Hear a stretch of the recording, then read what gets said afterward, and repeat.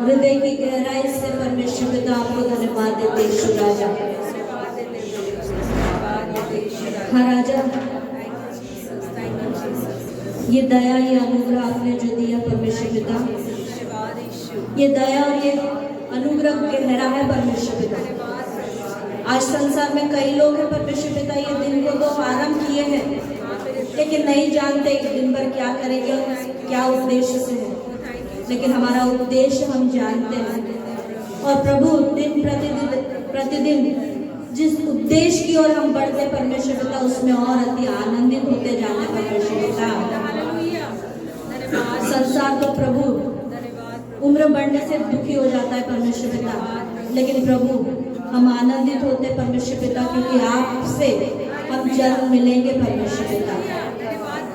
हाँ प्रभु, हम जानते प्रभु कि आप जीवित हो परमेश्वर पिता, और जितना हम आपसे प्रेम करते हैं उससे कहीं अधिक आप हमसे प्रेम करते हो परमेश्वर पिता।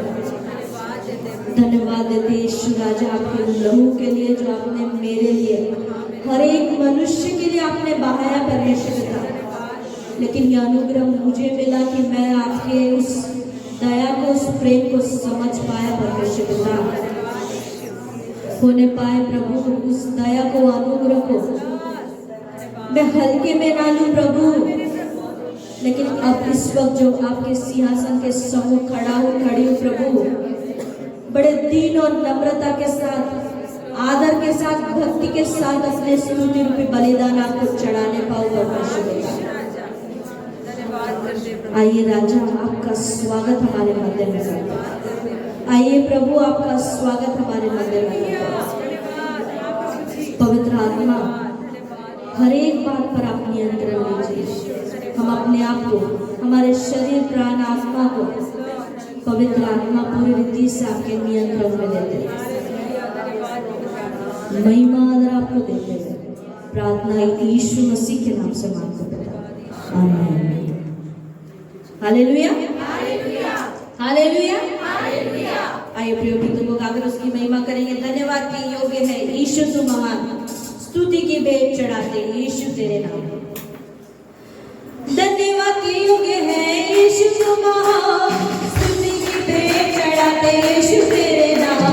धन्यवाद के योग्य है यीशु, तू महान, स्तुति की भेंट चढ़ाते यीशु तेरे नाम। हालेलुया, हालेलुया, हालेलुया,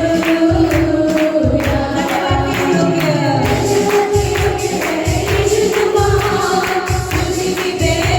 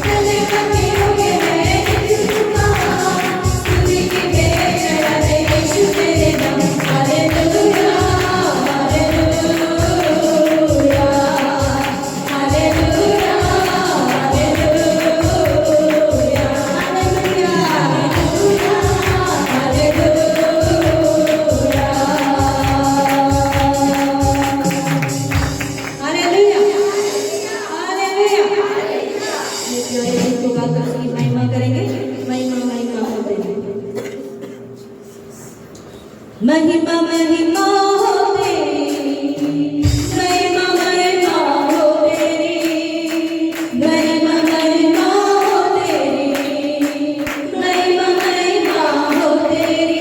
यीशु तेरी महिमा बताऊं मैं सर्वदा, यीशु तेरी महिमा बताऊं मैं सर्वदा। महिमा महिमा हो तेरी, महिमा महिमा हो तेरी, महिमा महिमा हो तेरी, महिमा महिमा हो तेरी।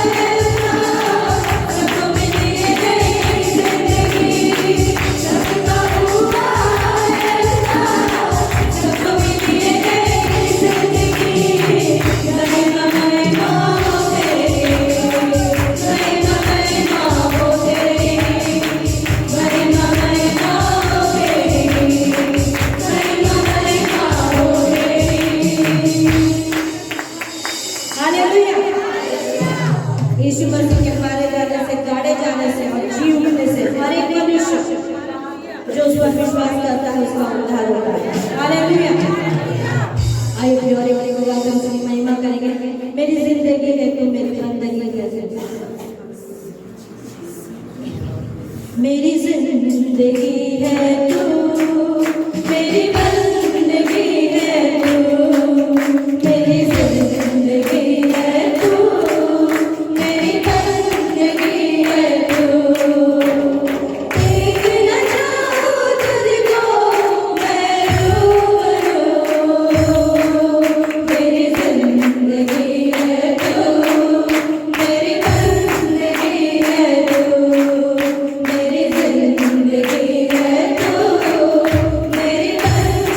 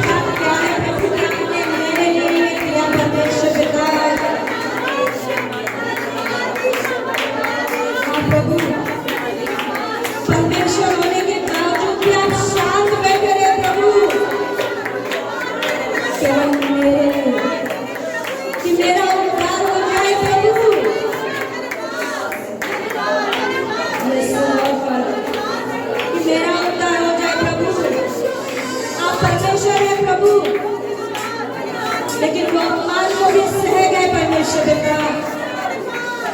वो दीनता हमारे अंदर दीजिए प्रभु।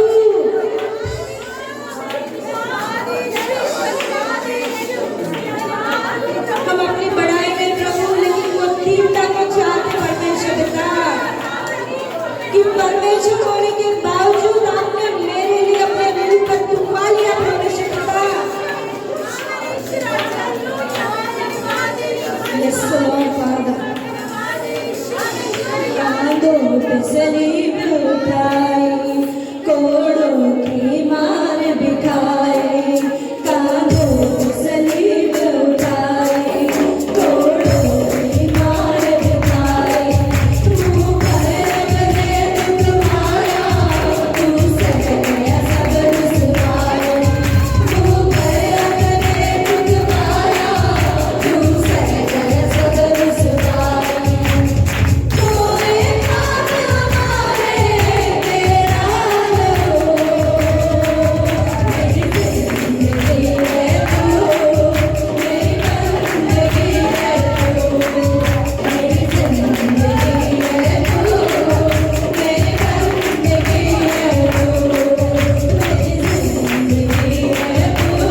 आज बंदगी है तू, मेरी जिंदगी है तू, मेरी बंदगी है तू, मेरी जिंदगी है तू,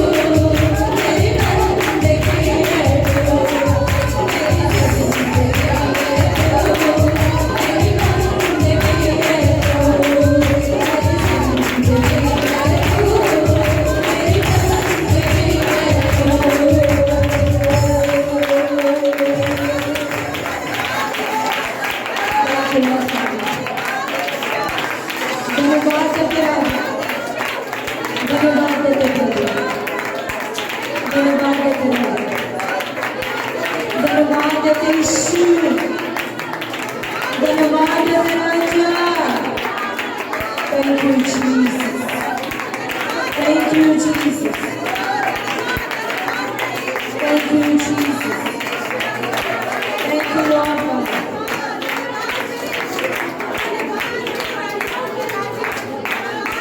Yes Lord Father.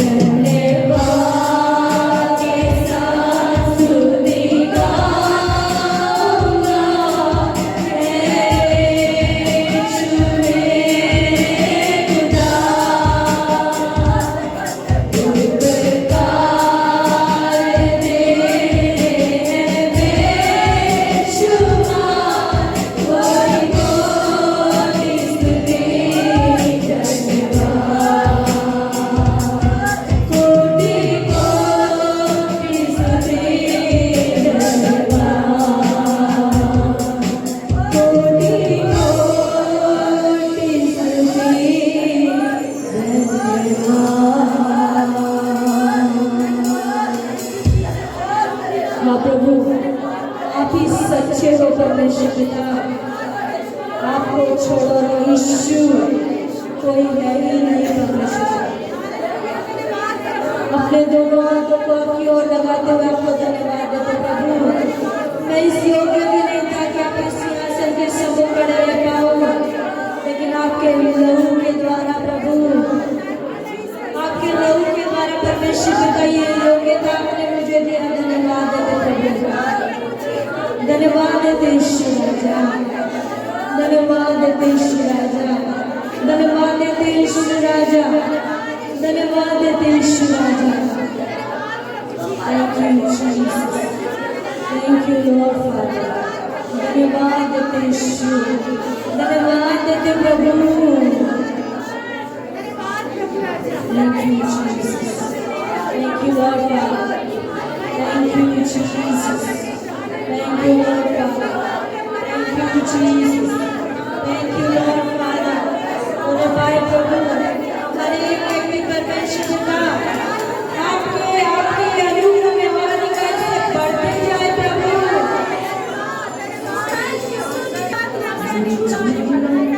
कमल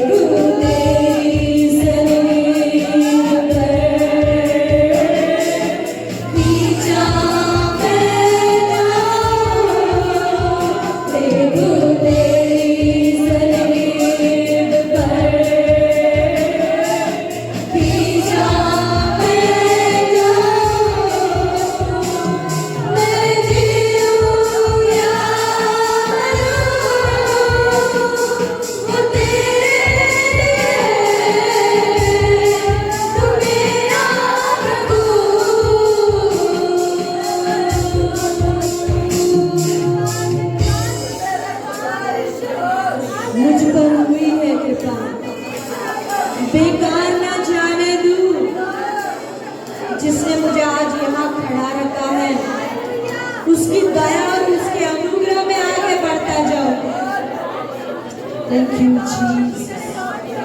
धन्यवाद यीशु। आप प्रभु आपकी दया के लिए, आपके अनुग्रह के लिए, आपकी कृपा के लिए प्रभु मेरे होठों से जितने धन्यवाद निकले वो कम है परमेश्वर पिता। Thank you, Jesus. मुझ पर हुई कृपा, बेकार जाने दो, जिसने मुझे चुना उसकी ओर मैं बढ़ूं।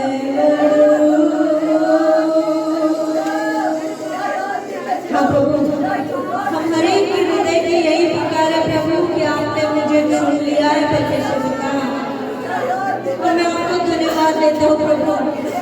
ये संसार की बातें, संसार का आकर्षण प्रभु मुझे आपसे दूर न लेके जाने पाए। मुझ पर हुई है कृपा, बेकार जाने दो, जिसने मुझे चुना उसकी ओर मैं बढ़ूं। मुझ पर हुई कृपा, मुझ पर हुई कृपा, बेकार जाने दो, जिसने मुझे चुना उसकी ओर मैं बढ़ूं।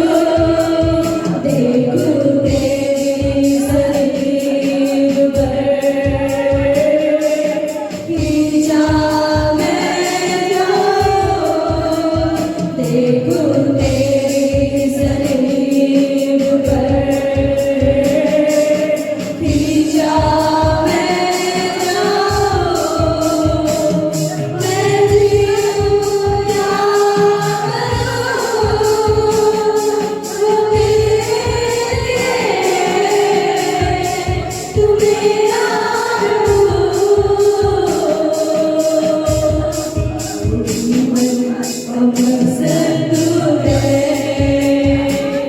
मेरे जीने का कारण तू है,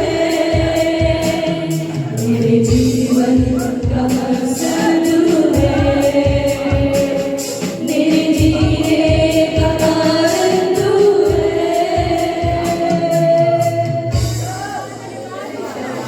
Thank you, Lord. हाँ प्रभु, इस वक्त मैं अपने दोनों हाथों को ऊंचा उठाता हूँ और ये विश्वास के साथ कहता हूँ प्रभु, अब तक मेरा जीवन जो कुछ था प्रभु, पिछला सब भूलकर प्रभु मैं आपकी ओर बढ़ता जाता हूँ, बढ़ती जाती हूँ। आपके अनुग्रह को इस वक्त मानती हूँ प्रभु, आपके सामर्थ्य को, आपकी पवित्र आत्मा को मानते प्रभु कि आपने और अधिकार सब बढ़ते जाए परमेश्वर पिता। मैं जीऊं या मरूं प्रभु, वो केवल आप ही के लिए होने पाए परमेश्वर पिता। धन्यवाद देते धन्यवाद देते प्रभु, अपने आप को पूरी रीति से अपने हाथों में सौंपते हुए महिमा आदर आपको देते हुए प्रार्थना यीशु मसीह के नाम से मांगते हैं, आमीन। आइए हम लोग निकालेंगे नीति वचन 28। हम लोग पहला वचन मैं पढ़ूंगी, दूसरा वचन आप पढ़ेंगे। ऐसा करते हुए आखिरी वचन हम लोग सब साथ में मिलकर पढ़ेंगे। दुष्ट लोग जब कोई पीछा नहीं करता तब भी भागते हैं, परंतु धर्मी लोग जवान सिंहों के समान निडर रहते हैं। देश में पाप होने के कारण उसके हाथी बदलते जाते हैं, परंतु समझदार और ज्ञानी मनुष्य के द्वारा सुप्रबंध बहुत दिन के लिए बना रहता है। जो निर्धन पुरुष कंगालों पर अंधेर करता है वह ऐसी भारी वर्षा के समान है जो कुछ भोजन वस्तु नहीं छोड़ती। जो लोग व्यवस्था को छोड़ देते हैं वे दुष्ट की प्रशंसा करते हैं,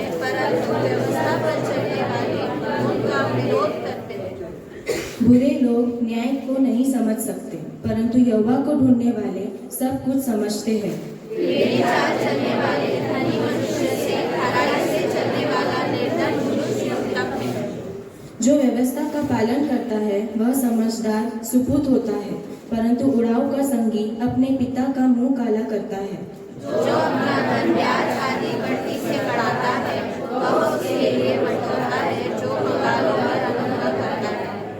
जो अपना कान व्यवस्था सुनने से मोड़ लेता है उसकी प्रार्थना घृणित ठहरती है।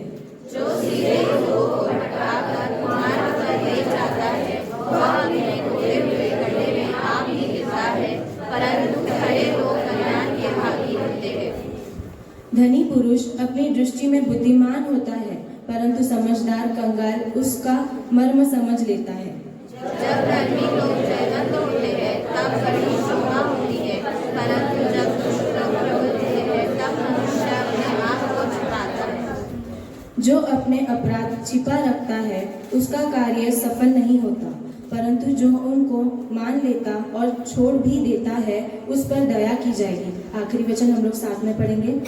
जो मनुष्य निरंतर प्रभु का भय मानता रहता है वह धन्य है, परंतु जो अपना मन कठोर कर लेता है वह विपत्ति में पड़ता है।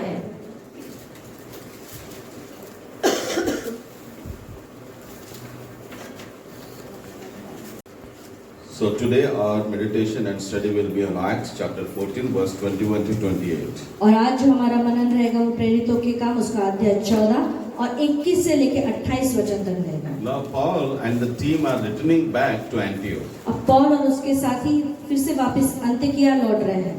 So when they return back to Antioch, और जब वो वापस अन्तिकिया लौट रहे हैं on the way, how the Holy Spirit led them, और कैसे रास्ते में पवित्र आत्मा ने उनकी अगुवाई किया and in the obedience to the Holy और Spirit, पवित्र आत्मा की आज्ञा में what all they did in the churches, और क्या बातें उन्होंने कलीसिया में की and when they returned back, और जब वो वापस आए how they gave the report to all the church और believers. कैसे उन्होंने वो सारे बातों का रिपोर्ट अपने कलीसिया के लोगों को दी। We will be meditating on all these topics. और ये सारी बातों पर हम मनन करेंगे। Let us close our eyes and pray. आइए हम अपनी आंखों को बंद करें और प्रार्थना करें। Father, we glorify your name for this time. प्रभु आपके नाम को महिमा देते ये समय के When we लिए are meditating on your word, जब हम आपके वचन पर मनन करने जा रहे this हैं is only by your grace we are here, Lord. और ये आपका अनुग्रह है कि हम आज यहाँ हैं। We pray, open the eyes of our understanding, हम प्रार्थना करते हैं कि हमारी समझ की आंखों को आप खोलिए that help us to understand, comprehend your word, कि हम आपके वचन को सही रीति से समझ पाए and apply your word in our life. और उसको हम अपने जीवन में लागू करने पाए Live according to your और word आपके वचन के अनुसार जीने पाए and glorify your name on this earth. और आपके नाम को महिमा इस संसार में देने पाए। Thank you, Lord, for you have chosen us, और धन्यवाद प्रभु कि आपने हमें चुना है, chosen to glorify your name. चुना इसीलिए कि आपके नाम को महिमा दे। Thank you, Father. धन्यवाद प्रभु। We commit our lives into your हम hands, अपने जीवनों को आपके हाथों में सौंपते हैं believing that you are helping in our studies. और ये विश्वास रखते हैं कि आप हमारे अध्ययन में आप हमारी सहायता कर रहे हैं। In Jesus' name we pray. यीशु के नाम से प्रार्थना करते हैं। Amen. आमीन। So let us turn our Bibles to Acts 14 and somebody help in reading 21 to 28. आइए हम निकालेंगे प्रेरितों के काम उसका अध्याय 14 और 21 वचन से लेके 28 वचन तक हम पढ़ लेंगे। Paul and the team, when they were on their first missionary journey, पौलुस और उसके साथी जब पहले मिशनरी यात्रा में थे they were totally depending upon the Holy वो Spirit. पूरी रीति से पवित्र आत्मा पर निर्भर थे And you know how they went from where to where and shared the और gospel. आप जानते हैं कैसे वो कहां से कहां गए और कैसे उन्होंने सुसमाचार को So सुनाया their last stop was Derbe. और उनका आखिरी जो जगह थी वो दरबेस था। So from there they are coming back. और वहां से वो वापस आ रहे हैं So when they are coming back, और जब वो वहां से वापस आ रहे हैं what we read is they returned first to Lystra, then Iconium, and then Antioch in Pisidia. और वहां लिखा हुआ है पहले सबसे पहले जब वो वापस आ रहे थे तो सबसे पहला स्थान था लुस्त्रा, फिर इक्विनियम और फिर अंतकिया में पहुंचे। You remember in Lystra, Paulus was stoned to death. और आप जानते हैं लुस्त्रा में पौलुस पर पथरवाह किया गया और उसको मरने के लिए छोड़ दिया गया। But now there is a church. लेकिन वहां अब कलीसिया There है, is a congregation. वहां लोग हैं। So the group of believers. विश्वासियों का समूह है। So from Derbe, when they are coming back, they came to Lystra, और जब वो दरबी से वापस आ रहे थे वो लुस्त्रा में आए and they were, all this Paul and the team were encouraged to see the believers gathering together and worshipping the Lord. और पौलुस और उसके साथी उत्साहित हो गए कि सब विश्वासी मिलकर परमेश्वर की आराधना कर रहे हैं। See what the Bible is saying. और देखिए बाइबल क्या कहता है। So verse 21 and 22 I would like to read for वचन you. 21 और वचन 22 And there it says, और वो कहता है and when they had preached the gospel to that city and made many disciples, they returned to Lystra, Iconium and Antioch, strengthening the souls of the disciples. He says, strengthening the souls of the disciples, exhorting them to continue in faith and saying, we must through many tribulations enter the kingdom of God. वे उस नगर के लोगों को सुसमाचार सुनाकर और बहुत से चेले बनाकर लुस्त्रा और इकुनियुम और अंतकिया को लौट आए और चेलों के मन को स्थिर करते रहे और यह उपदेश देते रहे कि विश्वास में बने रहो और यह कहते थे हमें बड़ा क्लेश उठाकर परमेश्वर के राज्य में प्रवेश करना होगा। So when the team came back, और जब ये समूह वापस आया they saw all those people who believed on the और gospel, उन्होंने देखा कि जितने लोगों ने सुसमाचार पर विश्वास किया they है are continuing in the faith. और वो विश्वास में बने हैं। Hallelujah. So they were very much happy seeing them in the faith. और वो आनंदित हो गए जब वो विश्वास में सब लोगों को उन्होंने देखा। Hallelujah. आंटी का भी थोड़ा बड़ा देना. Okay, good. So they are very much happy to see all the believers. They are continuing in the faith. और वो बड़े उत्साहित हो गए और आनंदित हो गए कि सभी विश्वासी विश्वास में बढ़ रहे हैं। So what they did? और तो उन्होंने क्या The किया? Bible says बाइबल कहता है they strengthened the souls of the उन्होंने disciples. उनके मन को स्थिर किया। See, he says all those people who believed by hearing the gospel when Paul and the team shared them. और जब पौलुस और उसके टीम ने जब सुसमाचार उन लोगों को सुनाया था Now they became disciples. अब वो चेले बन गए हैं। Hallelujah. They are not just believers, but now they are the disciples of Jesus Christ. वो केवल शिष्य ही मतलब चेले बने नहीं रहे लेकिन यीशु मसीह के एक अच्छे शिष्य बन गए। Hallelujah. They are not just believers now, but they are the disciples. अभी वो केवल विश्वासी नहीं लेकिन यीशु के चेले बन गए हैं। Every believer should be a disciple. हर एक विश्वासी को चेला बनना ही है। Hallelujah. So they were happy to see the believers transformed into disciples. और वो आनंदित हो गए कि जब विश्वासी चेले में परिवर्तित हो गए। When a person believes on the gospel, जब एक व्यक्ति सुसमाचार पर विश्वास करता है he is a believer. वो एक विश्वासी बन जाता है। Hallelujah.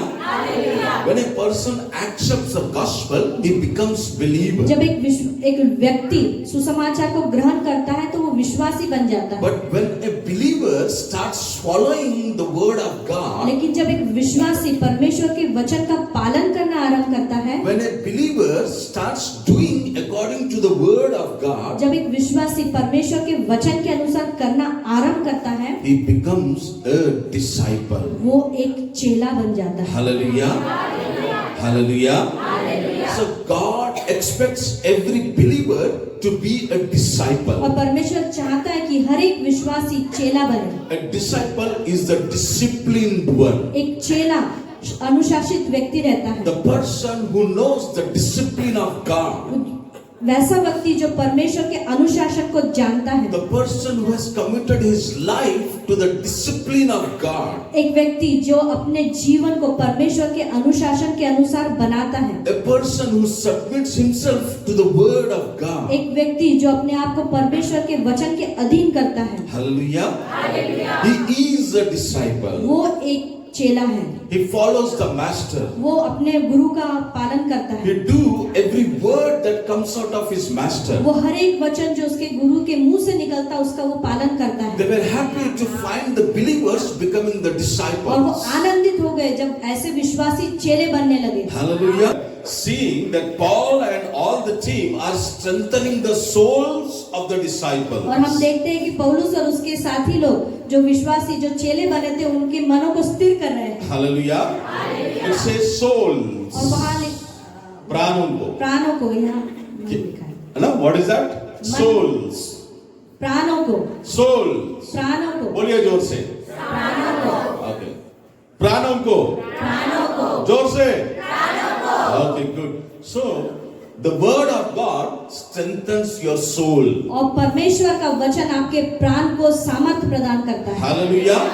So there are three things in the soul. और तीन बातें हैं प्राण में. One is mind, पहला है मन, another is will, उसके फिर इच्छा and another is emotion. और फिर भावनाएं. So word of God strengthens your soul. और परमेश्वर का वचन आपके प्राणों को The सामर्थ्य word प्रदान of करता God है. renews your soul. परमेश्वर का वचन आपके प्राणों को जीवित The करता word है. of God empowers your soul. परमेश्वर का वचन आपके प्राणों को सामर्थ्य प्रदान करता है. Hallelujah. And then exhorted them or encouraged them to continue in the faith. और वो उनको उत्साहित करते हैं कि वो विश्वास में बढ़ते जाएं. And the third thing what they said was, और तीसरी बात जो वो कहते हैं वो यह है, enter the kingdom of God through many tribulations. और परमेश्वर के राज्य में प्रवेश करने के लिए क्लेश उठाना. Hallelujah. So now Paul and the team are encouraging the disciples of Lystra, Iconium and Antioch और पौलुस और उसके चेले लोग जो विश्वासी है लुस्त्रा में, इकुनियुम में और अंतकिया में, they are encouraging the souls वो उनके प्राणों को उत्साहित कर रहे हैं by saying, ये कहते हुए, enter the kingdom of God परमेश्वर के राज्य में प्रवेश करो through many tribulations. बहुत सारे क्लेशों के द्वारा. Now we are going to meditate on these two terms, the kingdom of God and और tribulation. ये दो शब्दों पर हम आज मनन करने जा रहे हैं, परमेश्वर का राज्य और क्लेश उठाना. Hallelujah. So two things, दो बातें, the kingdom of God. परमेश्वर का राज्य. बोलिए. Second thing, दूसरी बात, tribulations. क्लेश. Okay. Or you can say persecution. या सताव. बोलिए जोर से. और एक बार.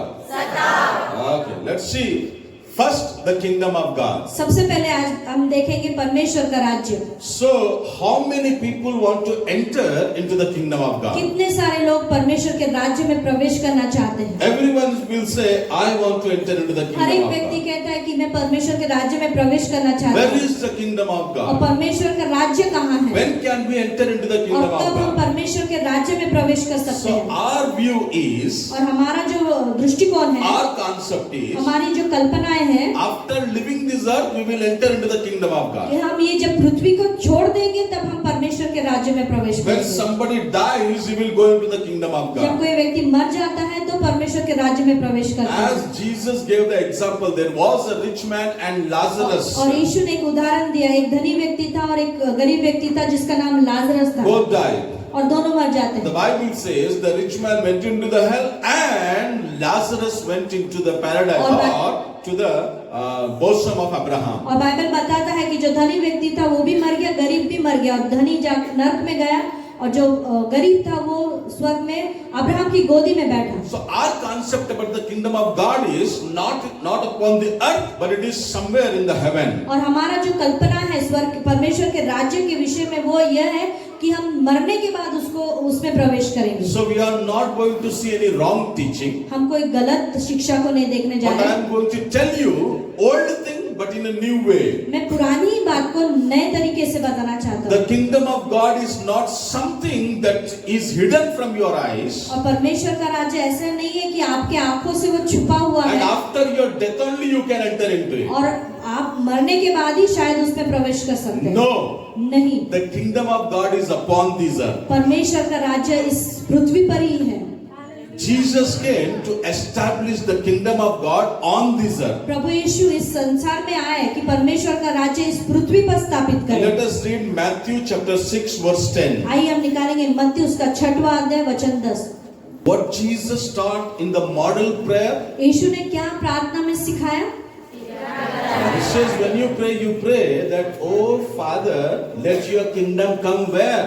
वो कहता है प्रभु आपका राज्य कहाँ आए? कहाँ पे? Where should the kingdom of God come? कहाँ परमेश्वर का राज्य आए? So he said, pray that the kingdom of God should come upon this earth. वो कहता है प्रार्थना करें कि परमेश्वर का राज्य इस पृथ्वी पर आए। Hallelujah. And the will of God as it is fulfilled in the heaven, और जैसे परमेश्वर की इच्छा स्वर्ग में पूरी होती है, in the same way let it be done on this earth. उसी प्रकार इस पृथ्वी पर भी पूरी हो। Wherever the will of God, the word of God is और fulfilled, जहाँ कहीं भी परमेश्वर का वचन पूरा होता है, there is the kingdom of God. वहाँ परमेश्वर का राज्य है। The kingdom of God is the rule of God on the earth presently. There is the kingdom of God. परमेश्वर का राज्य कहाँ है? कहाँ है? कहाँ है? कब रहेगा? अभी है पृथ्वी के ऊपर, प्रेजेंटली अभी है। Now is the kingdom of God. अब परमेश्वर का राज्य है। Let us read Matthew 12:28. आइए हम पढ़ेंगे मत्ती 12 का 28। परमेश्वर की आत्मा की सहायता से दुष्ट आत्माओं को निकालता हूँ, तो परमेश्वर का राज्य तुम्हारे पास आ पहुँचा है। If I drive out the demons by the Spirit of God, then where is the kingdom of God? अगर मैं दुष्ट आत्माओं को परमेश्वर की आत्मा की सहायता से निकालता हूँ तो परमेश्वर का राज्य कहाँ है? So, do you see the evil spirits are being cast out in the name of Jesus? क्या आप देखते हैं दुष्ट आत्मा यीशु के नाम से निकाले जाते हैं? देखे क्या? Then what does it mean? इसका मतलब क्या है? It means the kingdom of God is on this earth. इसका मतलब परमेश्वर का राज्य अभी यहाँ है। Are you understanding? आप समझ रहे हैं? The kingdom of God is here upon the earth. परमेश्वर का राज्य यहाँ है, इस पृथ्वी पर है। So when the kingdom of God is here upon this earth, how we will enter into the kingdom? और जब परमेश्वर का राज्य यहाँ है, इस पृथ्वी पर है, तो हम कैसे उसमें प्रवेश करेंगे? By new birth. नए जन्म के द्वारा। The kingdom of God is the sphere of salvation on this earth. John 3:5-7 we see और यूहन्ना उसके तीसरे अध्याय 5 से लेकर 7 वचन में हम देखते हैं by the new birth a person enters into the kingdom of God. एक नए जन्म के द्वारा ही परमेश्वर के राज्य में कोई व्यक्ति प्रवेश कर सकता है। Without new birth, बिना नए जन्म के no entrance into the kingdom of God. कोई भी परमेश्वर के राज्य में प्रवेश नहीं कर सकता। Where is the kingdom of God? और परमेश्वर का राज्य कहाँ है? बोलो पढ़ेंगे Luke 17:20-22. आइए हम निकालेंगे लूका उसका 17 अध्याय 20 और 21 वचन। लूका 17 20 और 21। जब फरीसियों ने उससे पूछा कि परमेश्वर का राज्य कब आएगा, तो उसने उनको उत्तर दिया, परमेश्वर का राज्य दृश्य रूप में नहीं आता, और लोग यह न कहेंगे देखो यहाँ है या यहाँ है, क्योंकि देखो परमेश्वर का राज्य तुम्हारे बीच में है। Hallelujah. What Jesus said when the Pharisees asked him, क्या यीशु ने क्या कहा जब फरीसियों ने उससे पूछा? Jesus said, यीशु ने कहा the kingdom of God does not come with observation. परमेश्वर का राज्य दृश्य रूप में नहीं आता, Nor will they say, see here or there. और लोग यह ना कहेंगे देखो यहाँ है या वहाँ है। For indeed the kingdom of God is among or within you. क्योंकि देखो परमेश्वर का राज्य तुम्हारे बीच में है। Hallelujah. Wherever the rule of God is, जहाँ कहीं भी परमेश्वर का नियम है, hallelujah. Wherever the will of God is fulfilled, जहाँ कहीं भी परमेश्वर की इच्छा पूरी होती है, wherever the word of God is fulfilled, जहाँ कहीं भी परमेश्वर का वचन पूरा होता है, there is the kingdom of God. वहाँ परमेश्वर का राज्य है। Hallelujah. Let us read Romans 14:17. आइए हम निकालेंगे रोमियो उसका अध्याय 14 वचन 17। Romeo 14:17। It says, for the kingdom of God is not eating and drinking, क्योंकि परमेश्वर का राज्य खाना पीना नहीं, but righteousness and peace and joy in the Holy Spirit. परंतु धर्म और मेल मिलाप और वह आनंद है जो पवित्र आत्मा से होता है। परमेश्वर के राज्य में क्या है? What is in the kingdom of God? परमेश्वर के राज्य में क्या है? It is not eating or drinking. ये खाना या पीना नहीं है, But the Bible says, लेकिन बाइबल कहता है in the kingdom of God, परमेश्वर के राज्य में what is there? क्या है? वहाँ There is in the Holy Spirit. पवित्र आत्मा में 3 things are there. 3 बातें हैं वहाँ, Righteousness, peace and joy. धर्म और मेल मिलाप आनंद। Hallelujah. So you are filled with the Holy Spirit आप पवित्र आत्मा से परिपूर्ण हैं and you are expressing, you are showing your आप पवित्र आत्मा से परिपूर्ण हैं और आप दिखा रहे हैं every action, every word, every behavior. How is it? आपका हर एक कार्य कैसा है? In the Holy Spirit, it is righteousness. हर एक कार्य जो आप पवित्र आत्मा के द्वारा करते हैं वो धर्मी कार्य है। पवित्र. It is not by the Holy Spirit. You are filled with the Holy Spirit in the kingdom of God. आप परमेश्वर के राज्य में पवित्र आत्मा से परिपूर्ण हो And you are expressing. और अभी उसको आप प्रकट कर रहे हो And you are behaving. और आप व्यवहार में ला रहे हो And you are talking. और आप बोल रहे हो, You are sitting and standing. आप बैठ रहे उठ रहे हो, You are walking. आप चल रहे हो You are the way you are dealing with others. और कैसे आप एक में के साथ व्यवहार कर रहे हो। In this everything, what it will be?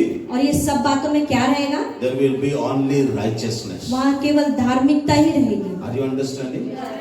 What it is? There will be only righteousness, and then there will be peace. और वहाँ धार्मिकता रहेगी और फिर वहाँ मेल मिलाप रहेगा या शांति रहेगी। Hallelujah. So that is the right word. Peace means mel milap. शांति या मेल मिलाप। So you won't break your relationship with God, and you won't disturb or break the relationship with others in the kingdom of God. और आप परमेश्वर के साथ रिश्ता नहीं तोड़ेंगे और जो परमेश्वर के राज्य में है उनके साथ आप रिश्ता नहीं तोड़ेंगे। That means there will be no quarreling, इसका मतलब वहाँ कोई झगड़ा नहीं no रहेगा, arguing, कोई झगड़ा नहीं रहेगा, no opposing. कोई विरोध नहीं रहेगा। Are you understanding? Hallelujah. And third thing he says joy. और तीसरी बात जो कहता है वो है आनंद। That you kept in the home and came today to the church. और आज वो आप घर रख के आए हैं जब आप कलीसिया में आए हैं। Okay. So in the Holy Spirit, righteousness, peace and joy. और पवित्र आत्मा के अंदर धार्मिकता, मेल मिलाप और आनंद है। This is the kingdom of God. और ये परमेश्वर का राज्य है। Not eating and drinking, खाना या पीना नहीं, but in the Holy Spirit, righteousness, peace and joy. लेकिन पवित्र आत्मा में धार्मिकता, मेल मिलाप और आनंद है। Hallelujah. क्या है परमेश्वर के राज्य में? पवित्र आत्मा नहीं है तो ये धार्मिकता, मेल मिलाप और आनंद नहीं है। सो इसीलिए परमेश्वर के राज्य में पवित्र आत्मा में धार्मिकता, मेल मिलाप और आनंद है। परमेश्वर के राज्य में क्या है? पवित्र आत्मा में hallelujah. Let us read 1 Corinthians 4:20. आइए निकालेंगे पहला कुरिन्थियों उसका अध्याय 4 और वचन 20। पहला कुरिन्थियों 4:20। क्योंकि परमेश्वर का राज्य बातों में नहीं परंतु सामर्थ्य में है। Hallelujah. He says, kingdom of God is not merely in your talk, in your word. परमेश्वर का राज्य केवल आपकी बातों में नहीं है, But what he says? लेकिन वो क्या कहता है? He says the kingdom of God is in power. लेकिन परमेश्वर का राज्य सामर्थ्य में है Gospel is the power of God. और सुसमाचार परमेश्वर की सामर्थ्य So है। the kingdom of God is not just word, परमेश्वर का राज्य केवल शब्द नहीं है, but it is in power. लेकिन वो सामर्थ्य है। Power means authority. सामर्थ्य मतलब अधिकार। Hallelujah. Let us read 1 Corinthians 6:9-10. आइए निकालेंगे पहला कुरिन्थियों उसका 6वां अध्याय 9 और 10 वचन। What is not in the kingdom of God? क्या परमेश्वर के राज्य में नहीं है? What cannot be in the kingdom of क्या God? परमेश्वर के राज्य में नहीं रह सकता? Let us read. आइए हम निकालेंगे पहला कुरिन्थियों उसका 6वां अध्याय 9 और 10 वचन। क्या तुम नहीं जानते कि अन्यायी लोग परमेश्वर के राज्य के वारिस न होंगे?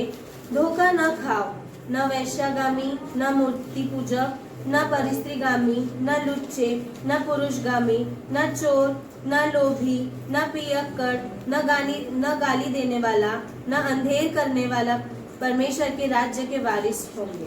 Where is the kingdom of God? परमेश्वर का राज्य कहाँ है? We see 1 Corinthians chapter 6 verse 9 and 10. और यहाँ हम देखते हैं कि परमेश्वर का राज्य में क्या नहीं होता है। So these all things are not in the kingdom of और ये God. सारी बातें परमेश्वर के राज्य में नहीं होती। What is that? वो क्या है? That is unrighteousness, अधार्मिकता, fornication, or fornicators. It says caters, means it doesn't talk about the action, but it talks about the actor. और जो वेश्यागामी लिखा है वहां पे, ये इसका मतलब वो कार्य के विषय में नहीं कह रहा, लेकिन जो व्यक्ति वो कर रहा है उसके विषय में कह रहा है। Are you understanding?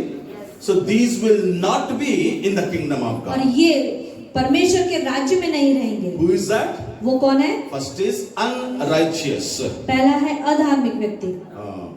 Are you understanding? They are not in the kingdom of God. वो परमेश्वर के राज्य में नहीं है। Then who are not in the kingdom of और God? कौन है जो परमेश्वर के राज्य में नहीं रहेंगे? Fornicators. वेश्यागामी। Then who are not in the kingdom और फिर of कौन God? नहीं है? Idolaters. Murthy Puja. Then who are not in the kingdom फिर of और God? कौन नहीं है परमेश्वर के राज्य में? Adulterers. परस्त्रीगामी। Who are not in the kingdom of God? कौन नहीं है परमेश्वर के राज्य में? Homosexuals. लुच्चे।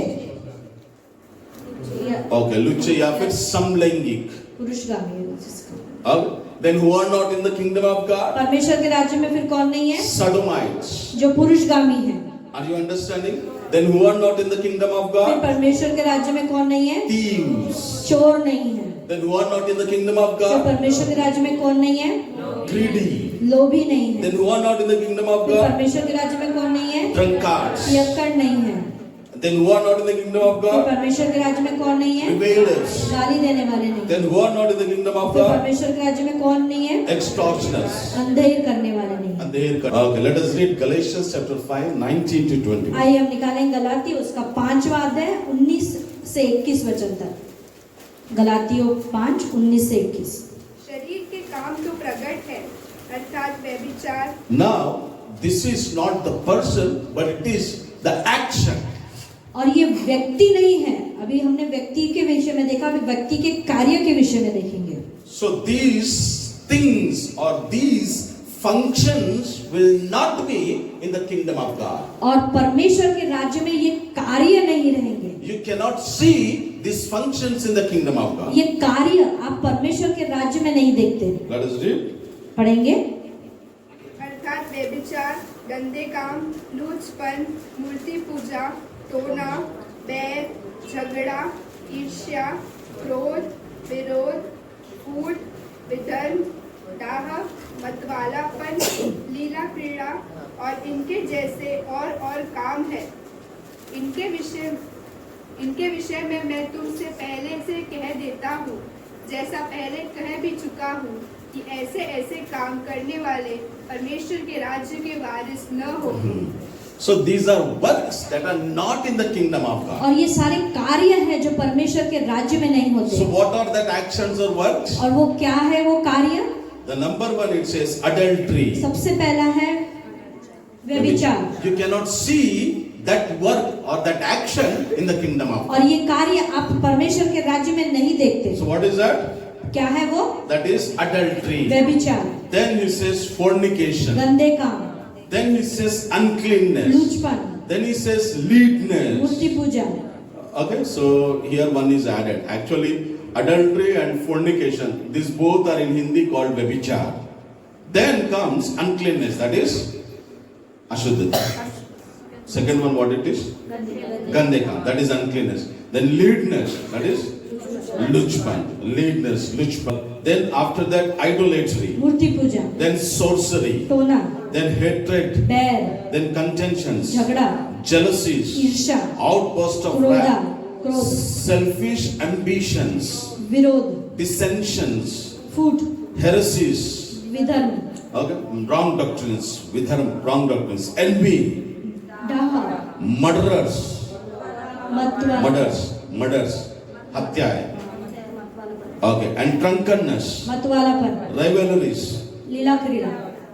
So these are the functions that you cannot find in the kingdom of और God. ये सारे कार्य हैं जो आप परमेश्वर के राज्य में नहीं देखते। Have you ever seen anywhere the kingdom of God? अब क्या आपने कहीं परमेश्वर के राज्य को देखा है? That means you are saying, I didn't find these all things there. इसका मतलब ये सारी बातें आपने वहां नहीं देखी। Are you understanding? आप समझ रहे हैं? When God sent His Son to this earth, जब परमेश्वर ने अपने बेटे को इस संसार में भेजा, to establish his kingdom on this earth. ताकि उसके राज्य को वो यहाँ स्थापित कर And सके। all those people who becomes the citizens of his और kingdom, जब हर एक व्यक्ति उसके राज्य का निवासी बन जाता है, they will not have these functionalities in them. ये सारे कार्य उनके अंदर नहीं रहते। These are the functionalities which are absent in the kingdom of और God. ये सारे कार्य है जो परमेश्वर के राज्य में नहीं रहते। Hallelujah. Are you understanding? आप समझ रहे हैं? Okay. Whether you believe or don't believe, आप विश्वास करो या मत करो, it is not your kingdom. ये आपका राज्य नहीं It है, is the kingdom of वो God. परमेश्वर का राज्य है। See, in many of the parables, Jesus said बहुत सारे दृष्टांतों में यीशु ने कहा, that person came into that celebration, वो व्यक्ति आया उस उत्साह में, but he was not worthy. लेकिन वो उस योग्य नहीं था। Then what happened? तो फिर क्या हुआ? So that honor, he commanded his servants to इसलिए- throw this person outside in the outer darkness. इसलिए वो घर के मालिक ने कहा कि इसको उठाकर अंधकार कोठरी में डाल दो, No, not courtroom. Bahar, outside, बाहर डाल in दो, the darkness. अंधकार में डाल दो, There will be gnashing of teeth जहाँ दांत पीसना and crying. और रोना है। Are you understanding? Hallelujah. So whether you believe or not, आप विश्वास करो या मत करो, whether you obey it or not, आप उसका पालन करो या मत करो, it is not your kingdom. ये आपका राज्य नहीं, It is God's kingdom. वो परमेश्वर का राज्य है। Hallelujah. Let us read Ephesians 5:5. आइए पढ़ेंगे इफिसियों उसका 5वां अध्याय 5वां वचन। इफिसियों 5:5। क्योंकि तुम यह जानते हो कि किसी व्यभिचारी या अशुद्ध जन या लोभी मनुष्य की जो मूर्ति पूजक के बराबर है, मसीह और परमेश्वर के राज्य में मिरास नहीं। Okay, again he comes to the person. अभी वो फिर से एक व्यक्ति पर आ रहा है। So, which person you will not find in the kingdom of God? कौन सा व्यक्ति परमेश्वर के राज्य में प्रवेश नहीं कर सकता? No. Which person you will not find in the kingdom of God? कैसा व्यक्ति परमेश्वर के राज्य में नहीं पाया जाता? He says, the first thing he says, it पहला है is fornicator, व्यभिचारी, unclean person. अशुद्ध जन, Then what he says? He says covetous man. लोभी मनुष्य, Then he says idolater. मूर्ति पूजक। Are you understanding? So these men, these person, whether it is a man or a woman, भले ही वो स्त्री हो या पुरुष हो, these cannot be found in the kingdom of God. ऐसे लोग परमेश्वर के राज्य में दिखाई नहीं देते। Hallelujah. 2 Thessalonians 1:1-5. आइए पढ़ेंगे दूसरा थिस्सलुनियों उसका पहला अध्याय 1 से लेके 5 वचन तक। दूसरा थिस्सलुनियों पहला अध्याय 1 से 5।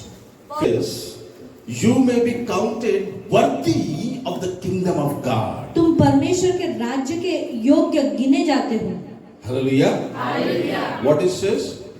He says that you may be counted worthy of the kingdom of God.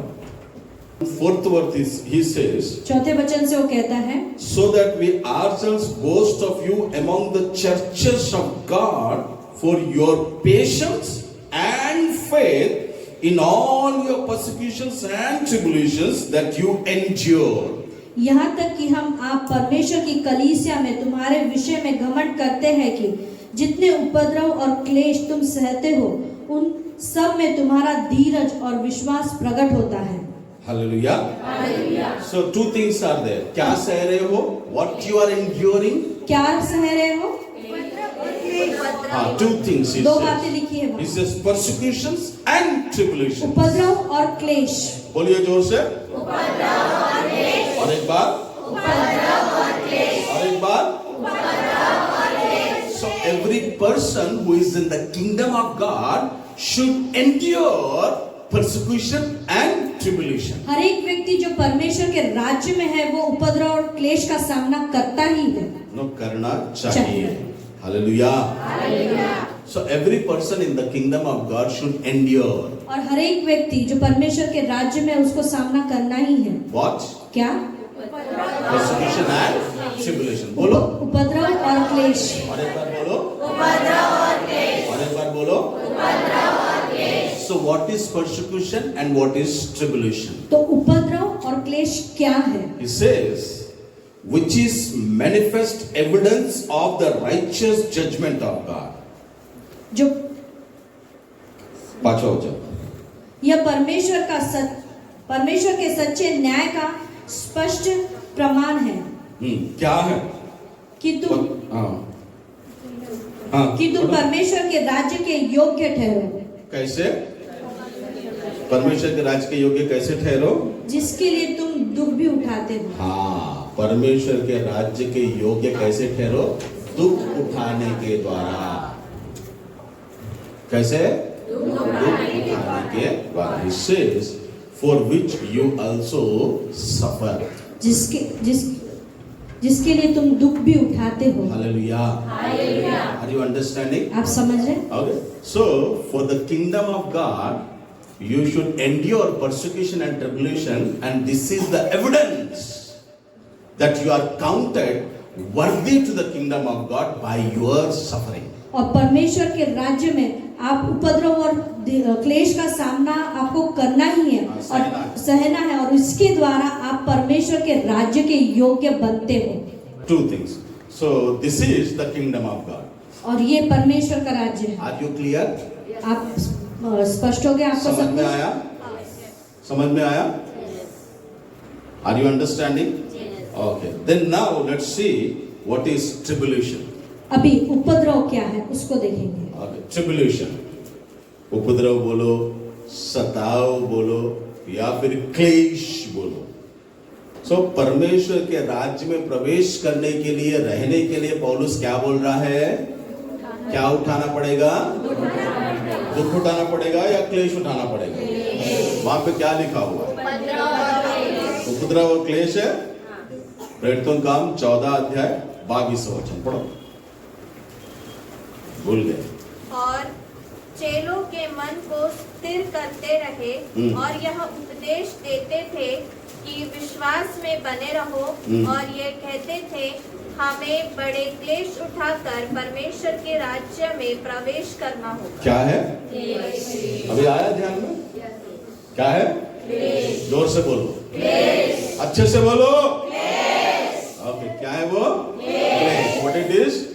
क्लेश। It says tribulation. क्लेश। That means persecution is in that. इसका मतलब उसमें सताव है, उपद्रव भी है, and suffering भी है, और क्लेश सताव भी है, दुख भी है। Are you understanding? Hallelujah. So tribulation. There are two types of tribulation. और दो प्रकार के क्लेश हैं। From outside एक बाहरी रूप से and from inside. और एक आंतरिक रूप से। Are you understanding? आप समझ रहे हैं? Hallelujah. So let us see tribulation from outside. और जो सताव हमको बाहर से होता है उसके विषय में हम देखेंगे।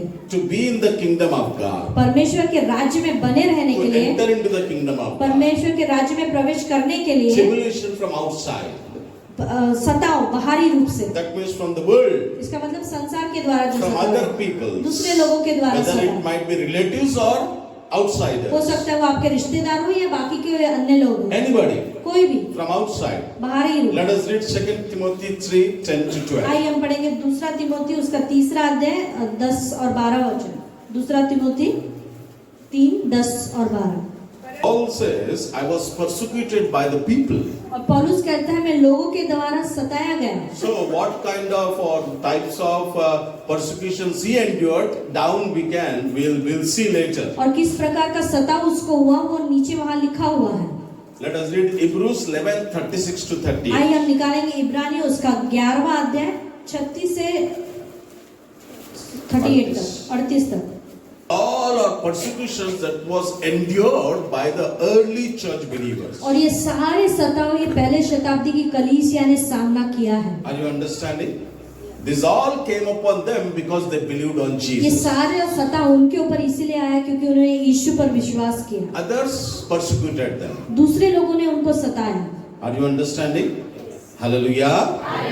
So these all tribulations, what you read in Hebrews 11:36 to 38 comes from outsiders. और ये सारे जो सताव है हम जो पढ़े अभी इब्रानियों उसके 11वें अध्याय में 36 से 38 तक ये बाहर से आते हैं। So what are those persecutions that come from others to us? और ये कौन से सताव है जो दूसरों के द्वारा हमारे ऊपर होते हैं? And that is और वो है hating.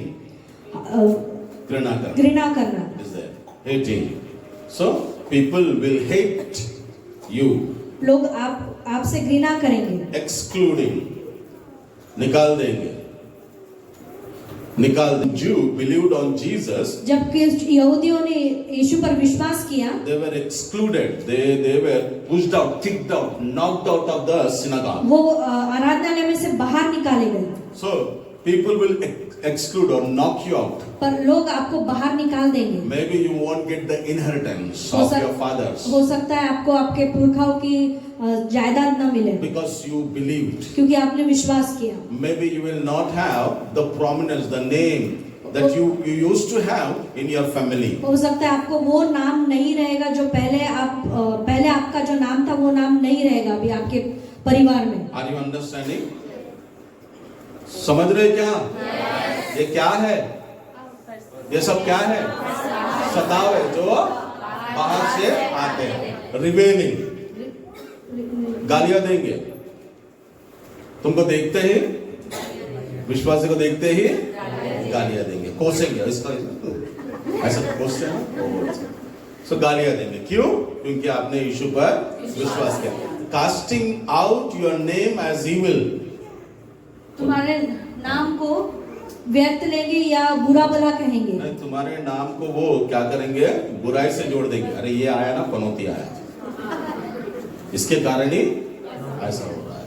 So casting out your name as evil.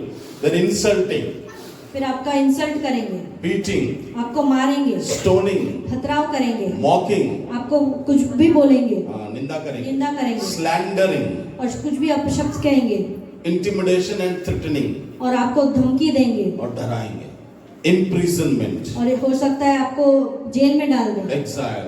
या आपको निकाल दें. Are you understanding? So these are all the persecutions or tribulations और ये सारे सताव ये है that comes from others or outsiders जो बाहरी लोग आपको देते हैं upon those who are in the kingdom of God. उन लोगों पर ये सताव होते हैं जो परमेश्वर के राज्य में रहते हैं. Hallelujah. This proves when you go from these all tribulations, it proves that you are in the kingdom of God. और जब आप इन सारे सताव में से जाते हैं तो ये प्रमाणित करता है कि आप परमेश्वर के राज्य में हैं. Are you understanding? समझ में आया क्या? हालेलुया. सब लोग इधर ही है ना? Okay. So let's see tribulations from inside. और अभी जो सताव है जो आंतरिक रूप से होते हैं उनके विषय में हम देखेंगे. Let us read 2 Peter chapter 2. आइए हम निकालेंगे दूसरा पत्रस उसका दूसरा अध्याय. And somebody help in reading और कोई पढ़ ले 6th verse, 7th verse and 8th verse. 6वां वचन, 7वां वचन और 8वां वचन. और सदोम और अमोरा के नगरों को विनाश का ऐसा दंड दिया कि उन्हें भस्म करके राख में मिला दिया, ताकि वे आने वाले भक्तिहीन लोगों की शिक्षा के लिए एक दृष्टांत बने, और धर्मी लूत को जो अधर्मियों के अशुद्ध चाल चलन से बहुत दुखी था छुटकारा दिया, क्योंकि वह धर्मी उनके बीच में रहते हुए और उनके अधर्म के कामों को देख देख कर और सुन सुन कर हर दिन अपने सच्चे मन को पीड़ित करता था. Now listen very carefully what the Bible says. I will read it for you in English. और बड़े ध्यान से सुनिए. From 6 to 8 I will be reading. और 6 से 8 वचन तक मैं पढ़ता हूँ. And turning the cities of Sodom and Gomorrah into ashes, condemning them to destruction, making them an example to those who afterward would live ungodly, and delivered righteous Lot, who was oppressed by the filthy conduct of the wicked. For that righteous man dwelling among them tormented his righteous soul from day to day by seeing and hearing their lawless deeds. You can read verse 8. क्योंकि वह धर्मी उनके बीच में रहते हुए और उनके अधर्म के कामों को देख देख कर और सुन सुन कर हर दिन अपने सच्चे मन को पीड़ित करता था. Okay, we are studying tribulations from inside. अभी हम जो सताव के विषय में देख रहे हैं वो आंतरिक सताव के विषय में देख Are रहे you हैं. understanding? आप समझ रहे हैं? So the suffering that comes from inside. अभी जो सताव है वो आंतरिक रूप के सताव को हम देख रहे We हैं। are taking this example. अब हम ये उदाहरण को ले रहे The हैं। Bible says बाइबल कहता है Sodom and Gomorrah was so corrupted in the eyes of God सदम और गमोरा इतना भ्रष्ट था परमेश्वर की दृष्टि में, that God didn't want that Sodom and Gomorrah should be in the existence. और परमेश्वर नहीं चाहता था कि सदम और अमोरा उपस्थित रहे या इस पृथ्वी पर रहे। God decided to totally destroy Sodom and और Gomorrah. परमेश्वर सोचता है कि ये पूरी रीति से ये दोनों शहर को नाश कर दे, But the Bible says लेकिन बाइबल कहता है there was only one man in Sodom and Gomorrah who was righteous. और सदम और अमोरा में एक ही व्यक्ति था जो धर्मी व्यक्ति था, Only one man. केवल एक व्यक्ति। In all that corruption, there was only one वो man. पूरे अधर्म के शहर में एक ही धर्मी व्यक्ति था। And the Bible says his name is Lot, और बाइबल कहता है उसका वो जो व्यक्ति था उसका नाम लूत है, the nephew of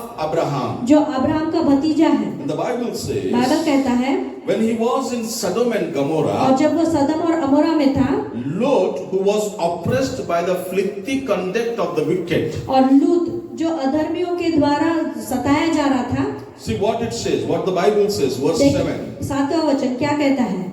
और धर्मी लूत को जो अधर्मियों के अशुद्ध चाल चलन से बहुत दुखी था छुटकारा दिया।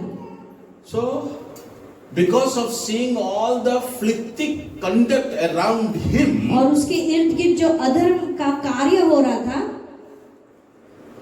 how he was? वो कैसा था? He was sad. वो दुखी था। By seeing all the filthy conduct around him, he was sad. वो सारे अधर्म के कार्य को उसके इर्द गिर्द में होते हुए देखकर वो बहुत दुखी था। Then in 8th verse it says, for that righteous man. और 8वां वचन कहता है क्योंकि वह धर्मी। हाँ, वो कैसा मनुष्य था? लूत कैसा मनुष्य था? मतलब जैसे वो लोग कर रहे हैं वैसा ये नहीं कर रहा है, तो वो कैसा मनुष्य था? दूसरी चीज वहां पर क्या बताया है? Dwelling among them tormented his righteous soul. उनके बीच में निवास करते रहते हुए समय उनके अधर्म के कामों को देख कर सुनकर वह हर दिन अपने सच्चे मन को पीड़ित करता था। हाँ, उसका जो soul, his soul was tormented. उसका जो प्राण था उसमें वो अपने आप को बहुत पीड़ित महसूस करता था। पीड़ित। He says his righteous soul. उसका धर्मी प्राण। उसका प्राण भी कैसा है? बाहर तो धर्मी है ही है, लेकिन उसका अंदर प्राण कैसा है? बुरे लोगों के बीच में रह रहा है, लेकिन प्राण भी धर्मी है और बाहर भी मतलब उसने अपने आप को आजू बाजू के लोगों से शारीरिक रूप से भी अशुद्ध नहीं किया और अपने प्राण में भी ना ही इच्छा, ना ही भावनाएं और ना ही मन, मतलब मन में भी वो किसी की कामना नहीं किया। उसने अपने आप को धर्मी रखा, इसीलिए उसका धर्मी प्राण भी आजू बाजू में होने वाले सारे चीजों को देखकर पीड़ित हो रहा था। क्या हो रहा था? पीड़ित हो रहा था। Are you understanding? So what all things were around Lot? क्या बातें थी उसके इर्द गिर्द? So when he was in the Sodom and जब वो Gomorrah, सदम और अमोरा में था, what all things were there? क्या बातें हो रही थी So उसके the इर्द गिर्द? list you can see from 9 to 22. और वो सारी बातें 9 से लेके 22 वचन तक आप देख सकते हैं। Now that was the everyday's temptation. और ये दिन प्रतिदिन की वो बातें हो रही He थी was tempted by these all things. और वो सारी बातों से ललचाया जा रहा था These all things were attracting him towards. और ये सारी these all बातें things. उनको उसको आकर्षित कर रही थी। These all lawless things were calling him. ये सारे अधर्म की बातें उसको बुला रही थी। Are you understanding? He was in temptation 24 hours. वो उस लालसा में 24 घंटे था। From inside, it was like he wanted to fulfill, but he was tormenting himself, but he was not opening himself for the temptations.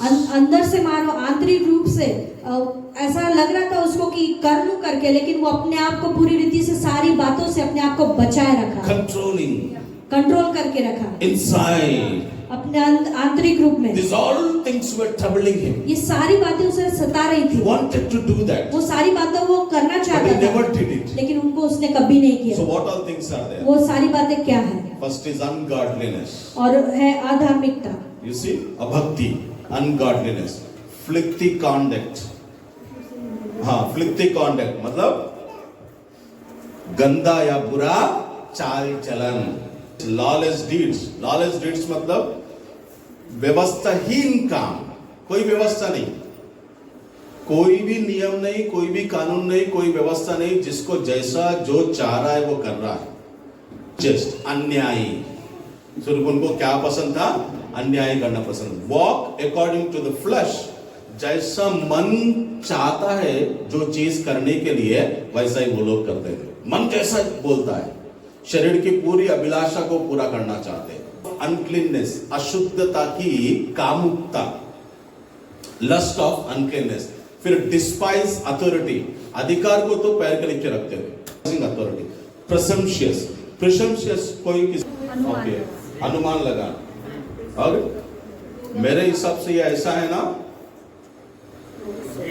हाँ ठीक, और पहले अनुमान लगा लिए ये ऐसा है, खत्म। मैंने एक बार बोल दिया ये ऐसा है तो वो ऐसा ही है। सो प्रिसम्पशियस, सेल्फ विल्ड, मैं किसी की इच्छा नहीं, मैं सिर्फ खुद की इच्छा पूरा करता हूं, मेरे को दूसरे की इच्छा से कोई मतलब नहीं है। Self will, speak evil of dignitaries, जो ऊंचे पद पर होते हैं उनके विषय में बुरा बोलना। नेचुरल ब्रूट बीस्ट्स, सो ये पूरी तरीके से कैसे हो गए? जानवरों के जैसे हो गए। आगे, speak evil of things they do not understand, जो चीजें उनको समझ में नहीं आती, समझ में नहीं आ रही करके उसको क्या बोलना है? नहीं, समझ रहा नहीं बोलना है, बुरा बोलना है, गलत बोलना है। वो समझ में नहीं आ रहा इसलिए उसको बुरा बोल, खत्म।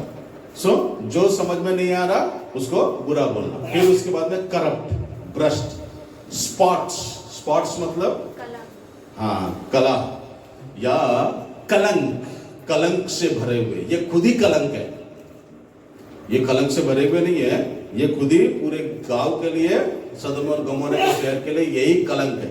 फिर उसके बाद में ब्लेमिश, ये इनके अंदर दोष नहीं है, यही दोष है। ओके, फिर रिवेलिंग इन देयर डिसेप्शन, बुरे और गंदे काम करके खुद को ही धोखा दे रहे, अपने आप को ही धोखा दे रहे। So revelling in their deception, eyes full of adultery, जिसको भी देखेंगे सिर्फ उसको यही नजर से देखेंगे कि इसके साथ में व्यभिचार करना है, चाहे वो स्त्री हो या पुरुष हो, सिर्फ वो बुरा गंदा दृष्टि। फिर उसके बाद में इनसैटिएबल फॉर सिन, कितना भी पाप करेंगे पर तृप्ति नहीं मिलती, तृप्त होता ही नहीं। कितना भी पाप करेंगे, इनसैटिएबल, कितना पाप करेंगे फिर तृप्ति नहीं है। एंटाइजिंग अनस्टेबल सोल्स, जो लोग स्थिर नहीं है, मजबूत इच्छा जिनकी नहीं है, उनको ये क्या करते हैं? फंसा लेते हैं। बहुत बुद्धिमान। Enticing unstable souls, hearts trained in greed, मैंने अपना एक भी शब्द वहां पे नहीं डाला, जैसा बाइबल में है वही चीज है। हार्ट्स ट्रेन्ड इन ग्रीड, लोग लालच करने में इनके हृदय को प्रशिक्षण मिल गया। अगर जैसे इंजीनियरिंग करते हैं, जैसे डॉक्टरी करते हैं, वैसे इन्होंने क्या किया? अपने हृदयों को लोभ करने की ट्रेनिंग दे दिया। ग्रीड, लोभ, लालच करने की ट्रेनिंग दे दिया। फोरसेकिंग द राइट वे, जो भी सही रास्ता है वो रास्ते को इन्होंने क्या कर दिया? त्याग दिया। छोड़ नहीं दिया, छोड़ दिए तो पकड़ लेंगे। त्यागना मतलब वापस नहीं। थूक त्यागते हैं, फिर जाकर इसको स्वीकार करते हैं, तो वो है त्यागना। अब मैं माइक को छोड़ दिया तो फिर से पकड़ सकता, मैं माइक को त्याग नहीं सकता। ओके, सो इन्होंने क्या किया? अच्छे रास्तों को त्याग दिया। फोरसेकिंग, नॉट लिविंग, फोरसेकिंग। गॉन अस्ट्रे, इनको कोई दूसरा भटकाया नहीं, ये खुद भटक गए, खुद अपनी इच्छा से भटक गए। फॉलोइंग द वे ऑफ बलाम, बलाम एक भविष्यवक्ता था, उसके रास्ते पे ये चलते हैं। तो उसका रास्ता क्या था? Loves gain from wrong doing, गलत काम करके वो लाभ कमाना चाहते हैं। ये बालाम का रास्ता है। सो इनको सही कामों से लाभ नहीं चाहिए, इसको गलत काम करके लाभ कमाने से प्रेम है। So loves gain from wrong doing, transgressors मतलब अधर्मी। फिर वाटरलेस वेल्स, ये कुएं तो है पर इनमें पानी नहीं है, इनमें कोई मोरालिटी नहीं है, इनमें एथिक्स नहीं है, नैतिकता नहीं है। शरीर है पर उसके अंदर कोई भलाई, कोई अच्छाई, किसी भी प्रकार की नैतिकता, किसी भी प्रकार का मोरल वैल्यूज नहीं है। ये कैसे है? Waterless wells. Speak loud boasts of folly, अपनी मूर्खता को वो जोर जोर से बोलकर बताते हैं। Allures through the lust of flesh and lewdness, वो दूसरे लोगों को अपने शरीर के कामुक वासना के द्वारा आकर्षित करते हैं या उनको फास्ट लेते हैं। They are slaves of corruption, वो भ्रष्टाचार के गुलाम हैं। So this all were around lot. ये सारी बातें लूत के इर्द गिर्द हो रही नाउ थी। इमेजिन लूट इज स्टैंडिंग और सोच के देखिए लूत वहां बीच में खड़ा है and all this things are और अराउंड। ये सारी बातें उसके इर्द गिर्द है। What he will do? वो क्या करेगा? He has to do, और उसको करना है, but he didn't do. लेकिन उसने किया नहीं। So that not doing is like inside, from inside, he is persecuting himself. और ये बातों को नहीं करने के द्वारा वो अपने आप के ऊपर सताव ला रहा है, समझ में आ रहा? अपने शरीर को मतलब बांधे हुए। हाँ, आंखें देखना चाहती है, आंखों को देखने नहीं दे रहा, तो वो खुद ही अपने आंखों को क्या कर रहा है? सता रहा है। उसको इच्छा हो रही कुछ गलत करने की, उनको देखकर उनके जैसा, पर वो अपने हाथों को रोक रहा है। वो अपने आप को क्या कर रहा है? इसको बोलते हैं आंतरिकता से सताव। परमेश्वर के राज्य में प्रवेश करना है तो ये सताव को सहना है। बाहर के सताव को इंसान सह लेगा, पर खुद के सताव को, अंदर से आने वाले सताव को, परमेश्वर का राज्य कहां पर है? कब आएगा? अभी है। कहा कब आएगा? अभी है। कैसे उसमें प्रवेश करेंगे? नए जन्म पाने के द्वारा प्रवेश करेंगे। हालेलुया। Are you understanding? क्या आपको समझ में आ रहा है? आपको समझ में आ रहा है? अभी मेरा आधा ही हो गया, अभी तक पूरा नहीं हुआ। सो ट्रिब्यूलेशंस आर फ्रॉम आउटसाइड और सताव बाहरी रूप से होते हैं Tribulations are from inside. और सताव आंतरिक रूप से होते हैं। Paul is saying पौलुस कहता है to all the believers, सारे विश्वासियों to से, all the disciples सारे चेलों से of Lystra, Iconium and Antioch, लुस्त्रा, इकोनियम और अंतकिया के what is saying? क्या कह रहा है? He is saying through many tribulations, और बहुत सारे सतावों में से we have to enter into the kingdom of God. हमको परमेश्वर के राज्य में प्रवेश करना है, Not to fall because of tribulation. और सताव के कारण गिरना नहीं है। समझ में आ रहा है क्या? सताव के कारण प्रभु से दूर नहीं होना है। ये सताव के सारे चीजों को करना आरंभ नहीं करना है। वो व्यक्ति कहां पर रहेगा? वो व्यक्ति परमेश्वर के राज्य में रहेगा। Hallelujah. So as Paul encouraged all those believers, और जैसे पौलुस ने उस सारे लोगों को या चेलों को, विश्वासियों को उत्साहित किया, the Holy Spirit is encouraging you और आज पवित्र आत्मा आपको उत्साहित कर रहा to है be in the kingdom of God. कि परमेश्वर के राज्य में बने रहें। And to be in the kingdom of और God, परमेश्वर के राज्य में बने रहने के लिए you have to endure tribulation. आपको सताव का सामना करना ही Whether है। it is from outside हो सकता है वो बाहरी रूप से हो or from inside. या आंतरिक रूप से। Hallelujah. Then he appointed elders in every church. और फिर उसने हर एक कलीसिया में लीडर्स या अगुवे, That means leaders. स्थापित किए। Okay. So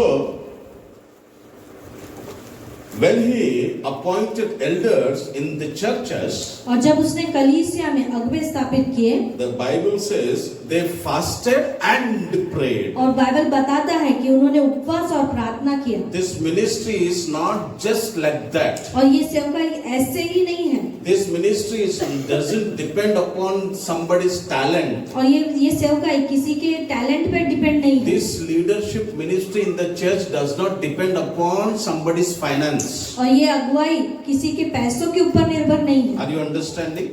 This leadership in the church does not depend upon somebody's education. और ये जो अगुवाईपन जिसे मिलता है वो किसी के पढ़ाई पर निर्भर नहीं है। It depends upon the qualification. वो कुछ चीजें हैं, क्वालिफिकेशन है, उसको वो प्रमाणित करता है। So Paul, when he appointed elders or leaders in the और church, जब पौलुस ने अगुवों को स्थापित किया कलीसिया में, he knows whom to appoint as a leader. और वो जानता था कि किसको अगुवे के रूप में अपॉइंट So करे। that is the reason in 1 Timothy chapter 3, 1 to 13, if you read, you can see the qualifications of leaders in the और church. पहला तिमोथी उसका 3 अध्याय 1 से लेकर 7 वचन तक अगर आप वहां देखेंगे तो वहां जो अगुवे बने हैं उनका क्वालिफिकेशन दिया गया है। From 8 to 13 also the qualification of leaders. और 8 से लेकर 13 वचन तक भी वहां लिखा है। And in Titus also, first chapter, he says about the qualifications of a leader. और तीतुस उसके पहले अध्याय में भी वहां क्वालिफिकेशन दिए हैं। So according to Paul,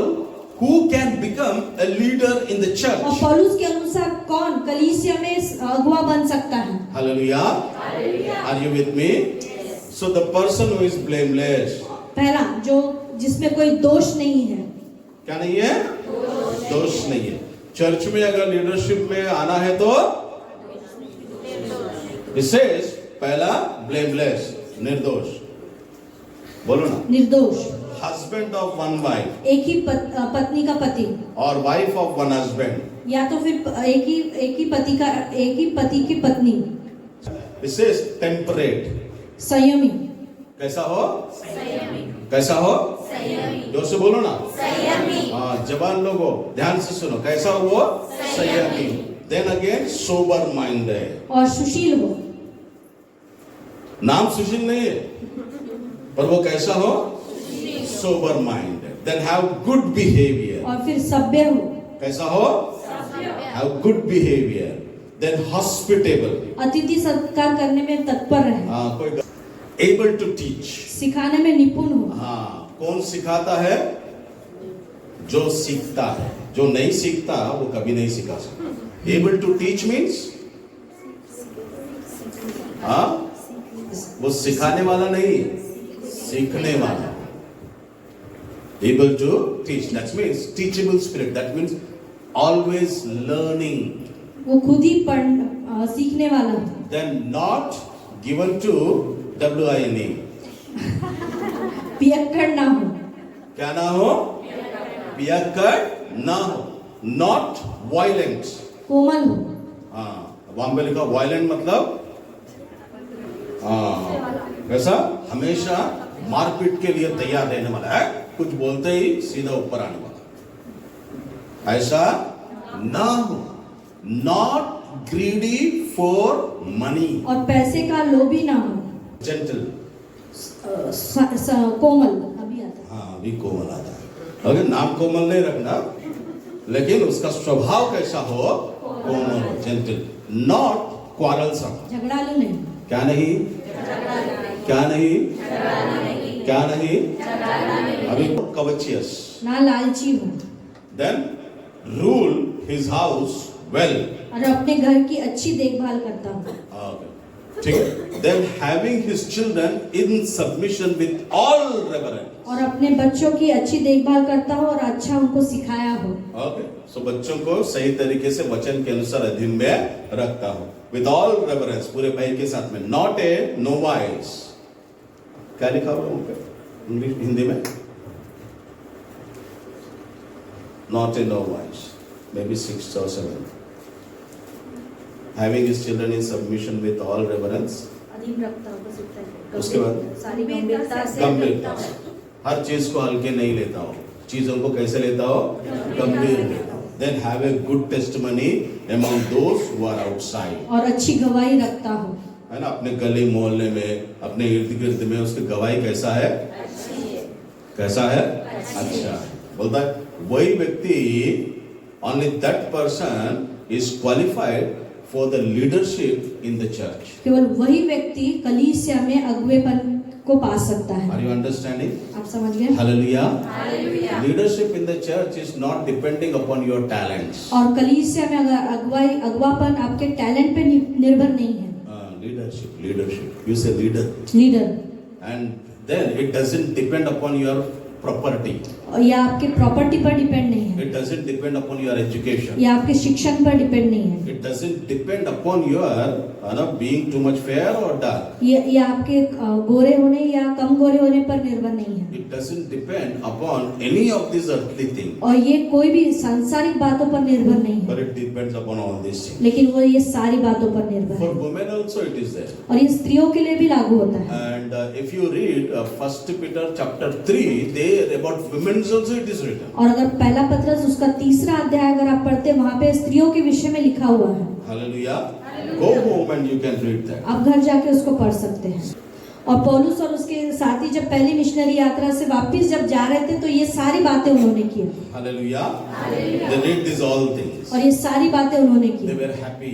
और वो आनंदित थे। When they returned back to Antioch in Syria, और जब वो अंतकिया सीरिया के अंतकिया में वापस आए, from where they started their journey, जहाँ से उन्होंने अपनी यात्रा आरंभ की they थी, called all the church उन्होंने पूरी कलीसिया को बुलाया and they gave all the report. और ये सारा रिपोर्ट उनको दिया। They told them how God has opened the door for the gospel among the और Gentiles. उन्होंने बताया कि परमेश्वर ने कैसे सुसमाचार के द्वारा अन्य जातियों के लिए उद्धार का कार्य रखा है And how the Gentiles believed on Jesus. और कैसे अन्य जातियों ने यीशु पर विश्वास किया। And not only believed, but they became the वो disciples. केवल विश्वास ही नहीं किया लेकिन वो शिष्य भी बन गए। And they shared that how some people were very much faithful to God.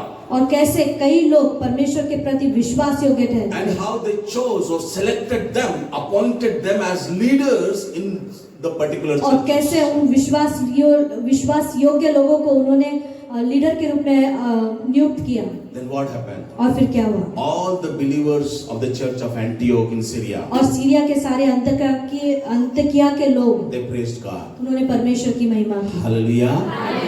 God expects you to परमेश्वर चाहता है कि आप लोग be a disciple. कि आप उसके शिष्य बने। From a believer you become a disciple. और एक विश्वासी से आप चेले बने And then you be in the kingdom of God. और परमेश्वर के राज्य में बने रहें। And then you qualify yourself to be an elder or be a leader in the church. और अपने आप को ऐसा सुसज्जित करें कि कलीसिया में आप एक लीडर बने। That is your work. ये आपका कार्य है That is your trying. और वो आपकी जिम्मेदारी That is है। your efforts. वो आपकी जिम्मेदारी है। Hallelujah. Hallelujah. Let us close our eyes and pray. आइए हम अपनी आंखों को बंद करें और प्रार्थना करें।